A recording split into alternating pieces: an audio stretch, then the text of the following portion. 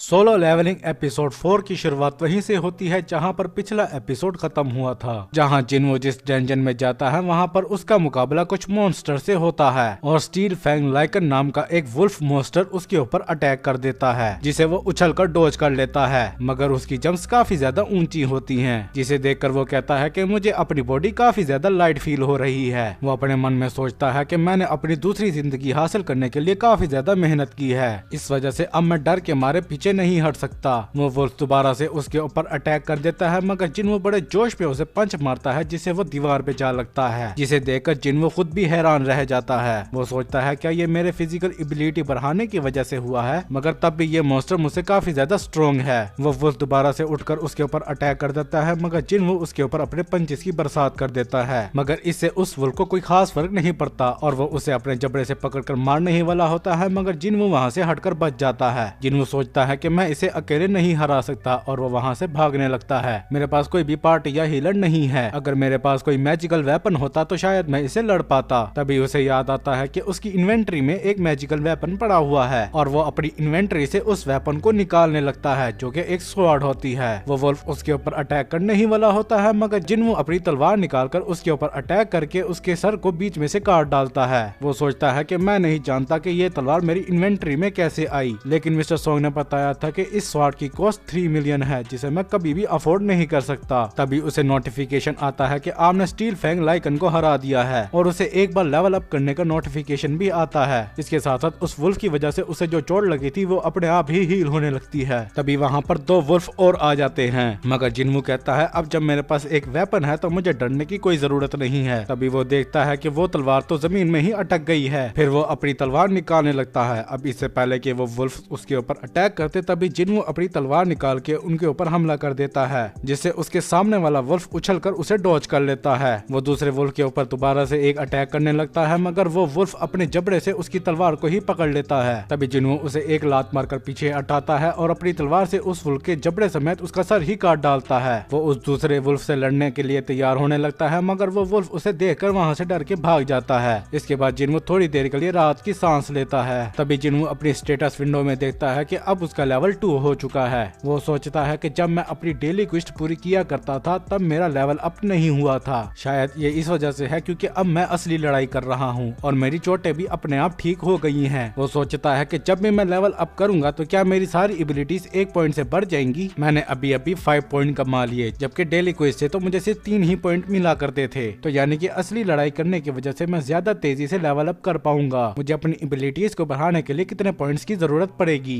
यहाँ तक कि इससे मेरी इंटेलिजेंस और परसेप्शन भी बढ़ेगी। मैं अपनी स्ट्रेंथ को काफी अच्छे से समझ पा रहा हूँ। सिर्फ 32 पॉइंट्स की वजह से मुझे मेरी बॉडी काफी ज्यादा लाइट महसूस हो रही है। मैं सिर्फ इस चीज का अंदाजा ही लगा रहा हूँ, लेकिन जितनी ज्यादा मेरी बेसिक एबिलिटी ज्यादा होंगी उतने ही मुझे पॉइंट्स मिलेंगे। तो यानी कि मैं सचमुच स्ट्रॉन्ग बन रहा हूँ। तभी वो उस वुल्फ के पास जाकर चेक करने लगता है कि क्या उसके अंदर कोई मैजिक स्टोन है। तभी उसकी स्क्रीन पर एक नोटिफिकेशन आती है कि आपको लाइकन फेंग नाम की एक एटम मिली है, जिसे आप बेच भी सकते हैं। वो उस सिस्टम के अंदर से उस एटम को निकाल कर देखने लगता है और साथ में सोच रहा होता है कि मेरे साथ पिछले कुछ दिनों में काफी ज्यादा अजीब चीजें हो रही हैं। अगर मैं इस सिस्टम को गेम की तरह कंट्रोल करूं तो क्या ये डंजन और मॉन्स्टर हकीकत से अलग होंगे। तभी उसकी स्क्रीन पर शॉप नाम का एक ऑप्शन आता है, जिस पर आप कोई भी चीज सेल या परचेज कर सकते हैं, मगर साथ में वहाँ पर यह भी लिखा होता है कि अभी आपका लेवल इतना हाई नहीं है कि आप यहाँ से कोई चीज खरीद सके। मगर वो वहाँ पर लाइकन फेंग को बेच पाता है, जिसे कि उसे 20 गोल्ड कॉइन मिलते हैं। वो सोचता है कि ये एक ई रैंक की डंजन है, तो मुझे नहीं लगता कि ये कोई हाई प्राइस होगी। फिर वो अपनी तलवार को उठाते हुए कहता है कि मैंने फैसला कर लिया है, मैं यहाँ से बॉस को हराए बगैर नहीं जाऊंगा। देखकर ऐसा लगता है कि अगर मुझे टेलीपोर्टेशन स्टोन मिल गया तो मैं यहाँ से जा सकता हूँ, लेकिन मैं नहीं जानता कि मुझे वो कहाँ पर मिलेगा।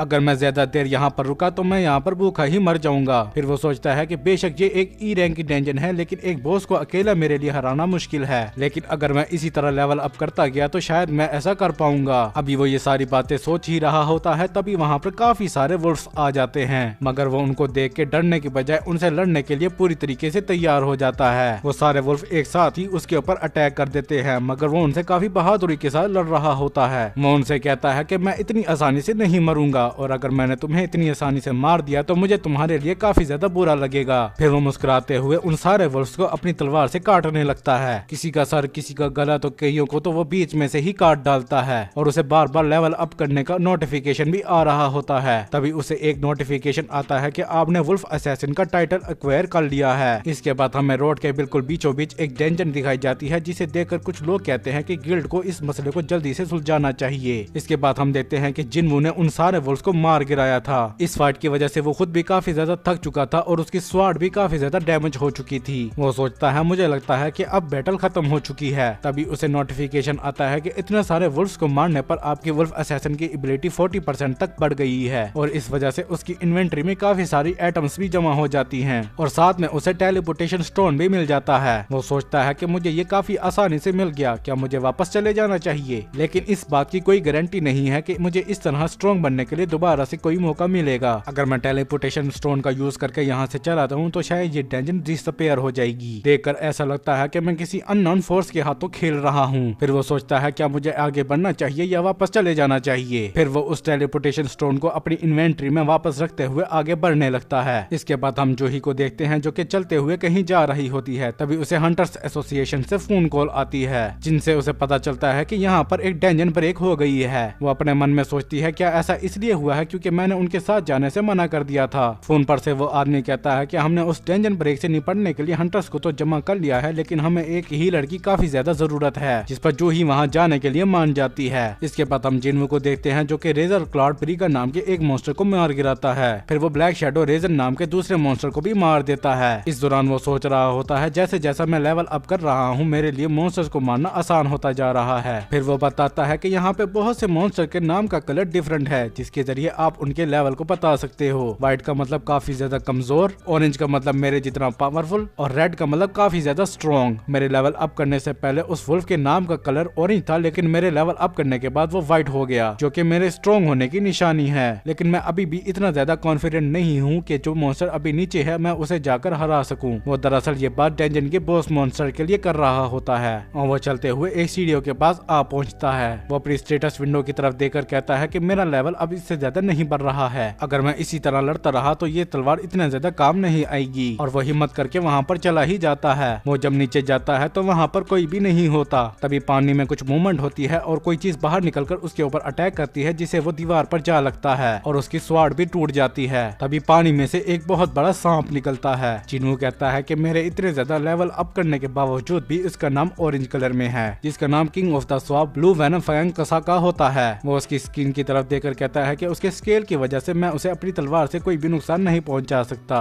और अगर मैं खाली हाथों से लड़ा तो ये मौत को दावत देने के बराबर होगा। मगर तब भी वो अपनी टूटी तलवार उठाकर उससे लड़ने के लिए तैयार हो जाता है। तभी वो सांप उसके ऊपर अटैक कर देता है, जिसे जिनवू वहाँ से हटकर बच जाता है और अपनी तलवार से उसे काटने की कोशिश करता है, मगर इससे उसको कोई भी फर्क नहीं पड़ता। वो सांप अपनी गर्दन घुमाकर दोबारा से उसके ऊपर अटैक कर देता है, जिसे जिनवू वहाँ से भागकर दोबारा से डोज कर लेता है। मगर तभी वो सांप उसे अपनी दुम से मारता है, जिसकी वजह से वो लुढ़कते हुए पानी में जा गिरता है। तभी वो सांप पानी के अंदर आकर उस पर अटैक करने लगता है, जिसे वो वहाँ से हटकर बचने की कोशिश करता है, मगर वो सांप उसे मारकर बाहर गिरा देता है। वो सांप दोबारा से जिनवू के ऊपर अपनी दुम से अटैक कर उसे काफी दूर फेंक देता है और वो उसके ऊपर एक ट्रेन भी फेंक देता है, जिसे वो वहाँ से भागकर बचने की कोशिश करता है, मगर तब भी वो उसके नीचे आ ही जाता है। लेकिन तब भी वो कैसे न कैसे करके बच ही गया था और वो दोबारा से अपनी तलवार उठाकर उससे लड़ने के लिए तैयार हो जाता है। इस दौरान वो सोच रहा होता है कि इतना काफी नहीं है और वो चिल्लाते हुए कहता है कि मुझे इस बेकार जिंदगी को छोड़ने के लिए आखिर कितना ज्यादा स्ट्रॉन्ग होना पड़ेगा। और वो सांप भी उसकी तरफ देखकर काफी जोर से दहाड़ता है। तभी जिनवू अपने पास्ट की एक बात याद करता है, जहाँ पर मिस्टर सोंग उसे बता रहे होते हैं कि लोग तुम्हें दुनिया का सबसे वीकेस्ट हंटर बुलाते हैं, लेकिन तुम्हें उनकी बात की फिक्र करने की कोई जरूरत नहीं है और तुम्हें मेहनत करते रहना चाहिए ताकि तुम स्ट्रॉन्ग बन सको। यहाँ पर जिनवू उस सांप से लड़ने की पूरी कोशिश कर रहा होता है। तभी वो सांप अपनी दुम से मारकर उसे एक पिलर के साथ लगा देता है। वो सांप जिनवू के ऊपर अपनी दुम से इतनी ज्यादा फोर्स लगाता है कि वो पिलर टूट जाता है और जिनवू सामने वाली दीवार पर जा लगता है, मगर वो दोबारा से खड़ा होने लगता है। वो कहता है कि लोगों ने मुझे वीकेस्ट हंटर का नाम इसलिए दिया क्योंकि मैं काफी ज्यादा वीक था और वो सभी लोग मुझे नीचा देखा करते थे और मुझे भी इस चीज से काफी ज्यादा बुरा लगता था, लेकिन अब मैं स्ट्रॉन्ग हूँ। वो सांप अपनी बॉडी के जरिए उसे चारों तरफ से घेर लेता है, मगर जिनवू उछलकर उसके ऊपर चढ़ने लगता है, मगर वो सांप उसे दूर पटक देता है, जिससे वो सीधा छत पर जा लगता है। वो नीचे गिरता है, लेकिन वो दोबारा से खड़ा होने लगता है। वो हार मानने के लिए बिल्कुल भी तैयार नहीं होता और उसकी बॉडी भी ग्लो करने लगती है। वो कहता है कि मैं स्ट्रॉन्ग बनकर ही रहूंगा। वो सांप दोबारा से उसके ऊपर अटैक करता है, मगर जिनवू वहाँ से हटकर दोबारा से उसे अपनी तलवार से काटने की कोशिश करने लगता है, मगर जैसा कि उम्मीद थी इसका कोई भी फायदा नहीं होता। वो सांप उसके ऊपर दोबारा से अटैक करने लगता है, मगर जिनवू उछलकर उसे बच जाता है और वो ऊपर जाकर उसकी स्केल के अंदर अपनी तलवार घुसा देता है। वो साम दोबारा से उसके ऊपर अटैक करता है, मगर जिनवू उससे फिर से बच जाता है और वो कैसे न कैसे करके उसकी गर्दन को पकड़ लेता है। वो कहता है कि मैंने अपने सारे एबिलिटी पॉइंट्स अपनी स्ट्रेंथ के ऊपर लगा दिए थे, और वो अपने खाली हाथों से ही उसकी गर्दन को तोड़ने लगता है, जिसमें वो कामयाब भी हो जाता है, जिससे कि उस साम को काफी ज्यादा दर्द होता है और वो जिनवू को अपने ऊपर से हटाने के लिए इधर उधर टकरे भी मारता है, मगर जिनवू तब भी उसे नहीं छोड़ता। उस साम के इतनी ज्यादा टकरे मारने की वजह से जिनवू को काफी ज्यादा चोट भी लग जाती है, मगर वो तब भी उसे नहीं छोड़ता, मानो जैसे उसके सर पर तो खून ही सवार हो, और वो उस साम की गर्दन को मजीद दबाने लगता है, जिससे कि उस साम की गर्दन के अंदर से काफी ज्यादा खून निकलने लगता है और वो काफी ज्यादा तड़पता भी है। जिनवू चिल्लाते हुए कहता है कि मैं तुम्हें मार डालूंगा, और वो उस साम की गर्दन को इतनी जोर से दबाता है कि आखिरकार वो मर ही जाता है, यानी कि आखिरकार वो उस साम को मारने में कामयाब हो ही गया था। तभी उसे स्क्रीन पर 2 दफा लेवल अप करने का नोटिफिकेशन आता है, जिसे देखकर जिनवू काफी ज्यादा मुस्कुराने लगता है। वो कहता है कि देखकर लगता है कि अब मैं स्ट्रॉन्ग हो गया हूँ। तभी उसे नोटिफिकेशन आता है कि आपने king of the swamp blue venom fang Kasaka को हरा दिया है, जिसकी वजह से उसके हाथ काफी बढ़िया डैगर लगता है, जिसकी प्रॉपर्टीज में लिखा होता है कि ये एक सी क्लास का डैगर है, जिसका अटैक 25% है और वो ओपोनेंट को एक सेट टाइम तक पैरालाइज कर सकता है, और इसे इस्तेमाल करने के लिए हर सेकंड आपकी 1% HP लगेगी। जिनवू ये देखकर सोचता है कि ये मिस्टर सोंग की तलवार से डबल पावरफुल है, और उसे कसाका वेनम ग्लैंड नाम का A रैंक पोशन भी मिला होता है, जिसके इस्तेमाल की वजह से आपका फिजिकल डैमेज 20% बढ़ जाएगा, जबकि मस्कुलर डैमेज 35% तक कम हो जाएगा। जिनवू सोचता है कि इस चीज को इस्तेमाल करना काफी ज्यादा खतरनाक है, अभी के लिए मैं इसे अपने पास ही रख लेता हूँ। तभी उसे नोटिफिकेशन आती है कि डेंजन के बॉस को हराया जा चुका है, अब ये जगह अपनी ओरिजिनल स्टेट में तब्दील हो जाएगी। इसके बाद वो डेंजन वहाँ से डिसअपीयर हो जाती है और जिनवू उसी स्टेशन के ऊपर खड़ा था जहाँ पर वो आया था। जिनवू जब उस स्टेशन से बाहर आता है तो देखता है कि वहाँ पर तो कोई भी मौजूद नहीं है। तभी एक आर्मी सोल्जर उसके पास आकर कहता है कि तुम्हें इस तरह सारे आम नहीं घूमना चाहिए, क्या तुमने अनाउंसमेंट नहीं सुनी? तभी वो सोल्जर जिनवू के हाथ में मिस्टर सोंग की टूटी हुई तलवार देखकर पूछता है, क्या तुम एक हंटर हो? जिनवू हाँ में जवाब देता है। फिर वो सोल्जर उससे काफी रिस्पेक्टफुली बात करने लगता है और वो उसे कहता है कि आप मेरे साथ आए, और जिनवू भी उसके साथ जाने लगता है। तभी वो रास्ते में होने वाली तबाही और मरे हुए मोस्टर को देख के समझ जाता है कि यहाँ पर एक डेंजन ब्रेक हुई है। वो सोल्जर बताता है कि हमने सारे छोटे मोस्टर को मार दिया है, बस एक जायंट बीस्ट रह गया है जिसे दूसरे हंटर संभाल रहे हैं। जिनवू भी अपनी परसेप्शन से उस मोस्टर को काफी दूर से सेंस कर लेता है। इसके बाद हम उसी जायंट मोस्टर को देखते हैं जिसे दूसरे हंटर लड़ रहे होते हैं। वहाँ पे दूसरे सिविलियंस भी मौजूद थे जो कि उसकी फोटोज ले रहे होते हैं, मगर आर्मी वाले उन्हें पीछे रहने का कहते हैं, मगर वो मोस्टर उन हंटर्स के ऊपर काफी ज्यादा भारी पड़ रहा होता है। जिनवू भी उस सोल्जर के साथ पीछे रहकर इस सब चीजों को देख रहा होता है। जिनवू अपने मन में सोचता है कि ये एक टेम्पररी टीम है, इस वजह से ये एक दूसरे के साथ सही तरीके से लड़ नहीं पा रहे हैं। वो कहता है कि उनमें 8 E रैंक के और एक D रैंक का हंटर मौजूद है, जिनमें उनका टैंकर D रैंक का है, और वहाँ पर एक D रैंक की हीलर और एक B रैंक की हीलर भी मौजूद है। तभी वो देखता है कि वो B रैंक की हीलर और कोई नहीं बल्कि जूही ही होती है। तभी वहाँ पर मौजूद एक हंटर जूही से कहती है कि तुम अपनी हीलिंग का इस्तेमाल करो, जिसे सुनकर जूही फौरन से अपनी हीलिंग स्पेल का यूज करने लगती है, मगर तभी उसे वही जायंट स्टैचू वाला सीन याद आ जाता है, जिसकी वजह से डर के मारे वो उस स्पेल को कास्ट नहीं कर पाती। जिनवू ये देखकर सोचता है कि एक हफ्ता गुजर जाने के बावजूद भी वो उस ट्रॉमा से बाहर नहीं निकल पाई है। फिर वो अपने कदमों को पीछे हटाने लगता है। वो कहता है कि ये बस एक D रैंक का मोस्टर है। जिनवू सोचता है कि मैं उस मोस्टर का डिफेंस तोड़ दूं तो वो हंटर उसे आसानी से मार पाएंगे। फिर वो उसी टूटी हुई तलवार को डैगर की तरह पकड़ता है और उस मोस्टर की तरफ काफी तेजी के साथ फेंक देता है, जिससे कि उस मोस्टर का डिफेंस टूट जाता है और वो हंटर उसे काफी आसानी से मार गिराते हैं। वो सारे हंटर कहते हैं कि आखिरकार हमने इसको हरा ही दिया, मगर उनके टैंकर को इस चीज में कुछ गड़बड़ दिखाई देती है। वो कहती है कि हम इतनी देर से उसको डैमेज करने की कोशिश कर रहे थे, लेकिन हम इस पे नाकाम रहे। तभी वो जिनवू की तलवार को वहाँ पर देखता है। वो एक सोल्जर से पूछता है कि आखिर ये अटैक किसने किया था। वो सोल्जर उसे जिनवू के बारे में बताने लगता है, मगर जिनवू वहाँ से चला जाता है। हम जिनवू के मसल्स को देखते हैं जो कि काफी ज्यादा स्ट्रॉन्ग हो चुकी थी। जिनवू इस दौरान सोचता है कि वो मोस्ट काफी ज्यादा वीक था, मैंने तो उसे एक ही अटैक में मार गिराया। ये कहकर वो वहाँ से जाने लगता है, मगर जो ही उसे वहाँ से जाते हुए देख लेती है। इसी के साथ ये एपिसोड यहीं पर खत्म हो जाता है। वीडियो अच्छी लगी हो तो लाइक करें, वीडियो कैसी लगी इस बारे में कमेंट्स में बताएं। इस तरह की मजीद वीडियो देखने के लिए चैनल को सब्सक्राइब भी कर दे और हमारी दूसरी वीडियोस को भी सपोर्ट करें। तब तक के लिए इत्ते की मस।